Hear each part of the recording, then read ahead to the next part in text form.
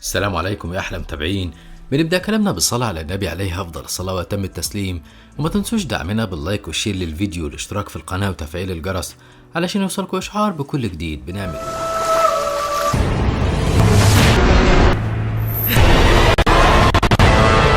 I need living master of focus.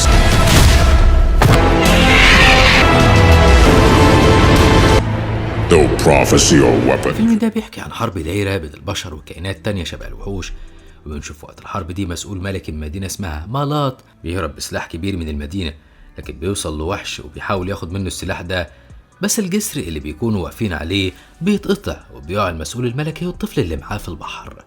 وقتها راجل كبير بيشوفهم وبينقذهم، وفي اللحظة دي بنعرف إن مدينة مالات اتأسست على حب رياضة المويتاي، وأهلها كانوا ماهرين جدا في الرياضة دي ودافعوا بيها عن مدينتهم، وده لحد ما وصل لهم الوحوش واحتلوهم بقيادة الزعيم بتاعهم ياشويشا، وحبس الملك وكل عيلته المالكة في سجون تحت الأرض. بس من وقت ما كان فاكر إنه خلاص قضى على مالات، ظهر على الأرض نبوءة بتقول إنه هيظهر شاب محترف في رياضة المويتاي وهيحرر مالات من ويشا وأتباعه. وقتها قفل ويشا كل أماكن تعليم المويتاي وأمر بالقبض على كل الأطفال اللي هتتولد في السنة دي واللي اسمها عامل أفعى، ده غير إنه طلب من أتباعه يمسكوا أي سلاح موجود في أي بيت. وبعدها بتعدي سنين كتيرة وبنشوف ولد اسمه أوتو، وبنعرف إن ده الولد اللي وقع مع المسؤول الملكي في البحر زمان، والولد اعتبر الراجل الكبير ده جده، والراجل الملكي كان بيعامله زي ابنه. وبنعرف إن الجد بيحاول طول الوقت يبعت رسائل لجندي كان يعرفه بس ما بيوصلهوش أي رد منه، وقرر إنه يعلم أوتو المويتاي ويخليه قوي وشجاع، لكن أوتو ما كانش عنده أي استعداد إنه يتعلم. ولما الجد بيضربه بيقع وبيغمى عليه وبيحلم بكابوس، وبعد ما بيفوق بيحكي لجده وبيعرفوا إن الكابوس ده بيتكرر معاه لأن حقيقته والأشخاص اللي بيشوفهم بيكونوا باباه ومامته الحقيقيين. بعدها بياخدوا على مكان سري وبيديله تمثال لباباه ومامته، وبيعرفوا إنهم ماتوا وهم بيحموه وبيبعدوه عن أتباع ويشا، وبدأ يعرفوا هو ليه عايزه يعلمه المويتاي. وبعد ما بيوريله السلاح اللي هرب بيه اللي اسمه ماسترا، بيعرفوا إنهم من شعب مالات، وبيقول لنبوءة العراف إن في شاب محترف في رياضة المويتاي هيحرر شعب مالات، وبيقول إن مهمته إنه يوصل السلاح لأمير مالات اللي معروف حبسه تحت الأرض، وده مش هيحصل غير بعد ما يكون قوي ومتميز في رياضة المويتاي. ومن هنا قرر إنه يتدرب طول الوقت، ولما بقى مستعد للتدريب احترف المويتاي بسهولة. ولما نفذ تعليمات الجد في إنه يفصل ألم روحه عن جسده، قدراته بقت أكتر وبقى أقوى، والجد أخده مكان تاني لأن كان فيه تماثيل تساعده يتعلم كل فنون المويتاي. وبعد فترة صغيرة قدر أوتو يتعلم كل الحركات والضربات بما فيها الضربة المميتة، وكان ويشا لسه حابس العراف اللي قال النبوءة وبيعذبه علشان يغيرها، لكن العراف أكد له إن مالات قربت تتحرر والشاب قرب منهم. وبعد ما تتحدد قوته مع سلاحنا هتكون دي نهاية ويشا، والشاب قرب منهم، وبعد ما تتحد قوته مع سلاحنا هتكون دي نهاية ويشا. وبعدها بنشوف جد أوتو اللي فرح أخيرا إن جاله رد من الجندي اللي كان يعرفه، ولما راح له الجندي طلب منه يرجع تاني يحارب معاهم، وعرفه إن لما وقع في البحر زمان حصل له شلل نصفي ومرضه مش هيخليه يقدر يحارب، وقال له إن أوتو بقى جاهز يحارب معاه. هنا سمع أوتو وراح قعد مع الجد وقال له إن مهمته اللي بيتدرب عليها من يوم ما اتولد هتبدأ.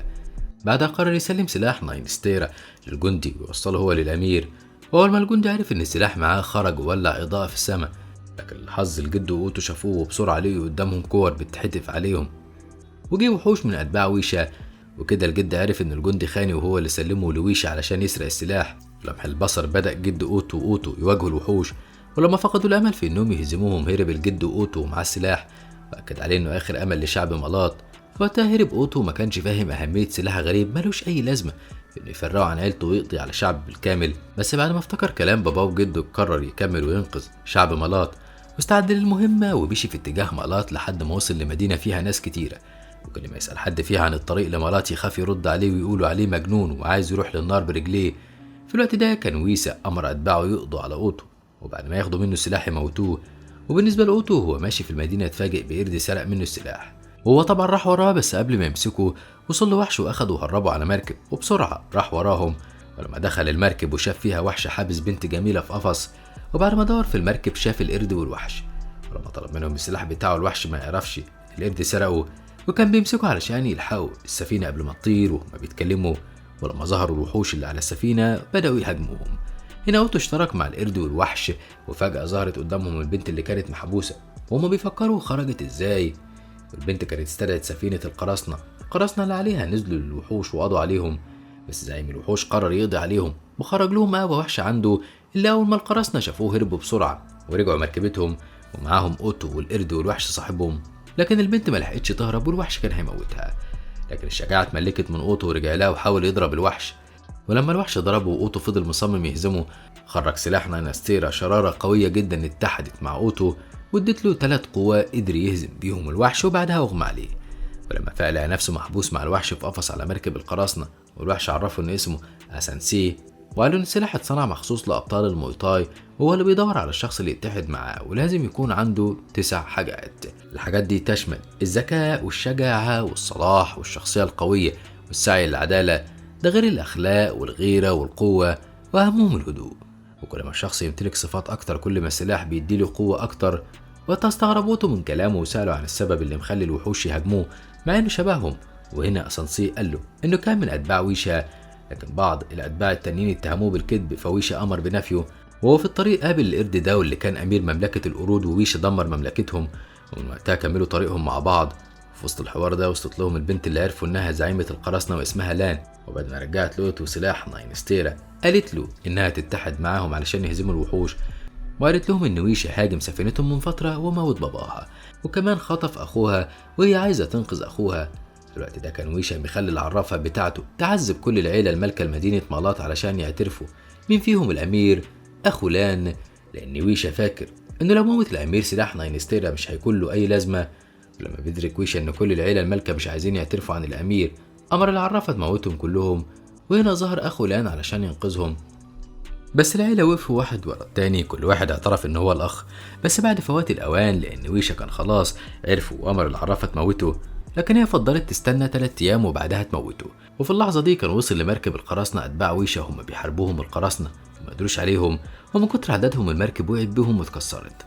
وواحد من جنود ويشا مسك اوتو وقال له ان مالات كانت في الاصل مدينتهم، لكن البشر حاربوهم بالمويتاي واحتلوها وكانوا بيعاملوا الوحوش كعبيد. والجندي قرر يموت اوتو ويخلص منه، لكن فجأة خرجت شرارة من سلاح ناينستيرا واتحدت مع اوتو، والمرة دي اديته 4 قوة قدر بيهم يدافع عن نفسه. بس قبل ما يموت الجندي اداله فرصة يرجع، لأن الحرب الأصلية مش معاه.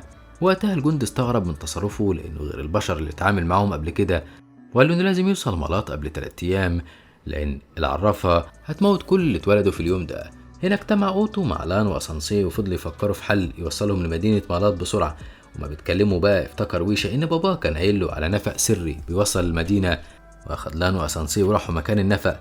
وبعد ما عدوا منه لقوا نفسهم جوه قصر ويشا، وخلصوا على الحراس واتنكروا في هيئة أسرة ونزلوا لمكان حبس العيلة المالكة. لكن الحظ الجندي صحي وأمر الحراس يمسكوه. وهنا ظهر باقي الفريق وحاولوا يحاربوا الوحوش، واوتو راح بسرعة أنقذ الأمير ويسلموا سلاح ناينستيرا. فجأة تحول الأمير وعرفوا إنه كان ويشا متنكر في هيئة الأمير علشان يوصل للسلاح. وبعد الصدمة دي الوحوش قدروا يمسكوا اوتو وفريقه بكل سهولة، بس قدر يهرب وراح يموت ويشا لكن من غير فايدة. ويشا مسكه في ثواني، وفي اللحظة دي طلب من اسانسي يلحقهم بدل ما هو واقف يتفرج عليهم، بس اتصدموا لما عرفوا ان اسانسي اخو ويشا واسمه مالاتا. بعدها جت بنت كان مالاتا بيحبها، فويشا امره انه يموتها لانها اجرمت وخلته يحبها، وكان عايز يبعد عن عيلته ويتجوزها. ولما مالاتا ما قدرش يأذيها ويشا موتها قدام عينيه. وقتها مالاتا زعل جدا وبدأ يحارب اخوه، واوتو استغل عتاب الاخوة اللي شغال وحاول يروح يمسك السلاح، بس ويشا شافه. وقبل ما يمسك اوتو وصل له الجندي اللي اوتو اداله فرصة يعيش وضرب ويشا، وطبعا ويشا مسكتش وموته. بس في الوقت ده كان اوتو وصل للسلاح، وفجأة السلاح اداله القوة 9، والكل فهم ان اوتو قدر انه يقضي على ويشا بكل سهولة ويحرر مدينة مالات. ورجعت المدينة تعيش في سلام، وحكمها امير مالات واتجوز الاميرة اللي كانت محبوسة جنب الامير لفترة، وكان المدرب والحارس الشخصي ليها.